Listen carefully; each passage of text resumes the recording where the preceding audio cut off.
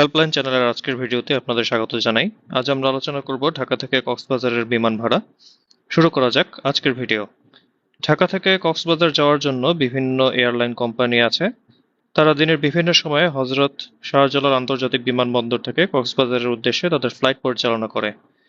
বিমানে ঢাকা থেকে কক্সবাজার যেতে সর্বোচ্চ 2 থেকে 2.5 ঘন্টা সময় লাগে। ঢাকা থেকে কক্সবাজার ফ্লাইট পরিচালনাকারী সবচেয়ে জনপ্রিয় 3টি কোম্পানি হচ্ছে বিমান বাংলাদেশ এয়ারলাইন্স, নভো এয়ার এবং ইউএস বাংলা এয়ারলাইন্স।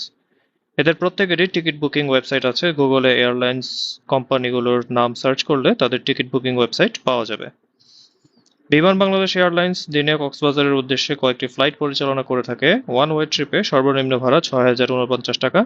এছাড়া 9,300 টাকা থেকে শুরু এমন ফ্লাইটও আছে। নভো এয়ারও দিনে একাধিক ফ্লাইট পরিচালনা করে থাকে। ওয়ান ওয়ে ট্রিপে সর্বনিম্ন ভাড়া ডিসকাউন্টে 5,849 টাকা। এছাড়াও 12,050 টাকা সর্বোচ্চ ভাড়া। ইউএস বাংলা এয়ারলাইন্সও দিনে একাধিক ফ্লাইট পরিচালনা করে থাকে।